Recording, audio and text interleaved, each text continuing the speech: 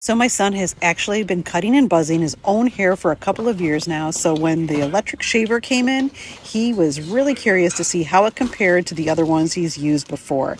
You could tell right away during the unboxing that it comes with quite a bit. It's not just a basic head shaver. It has multiple attachments for trimming, detailing, nose hair, and cleanup, which makes it a lot more useful than having separate tools sitting around the bathroom. One thing he noticed immediately is how lightweight it felt in his hand.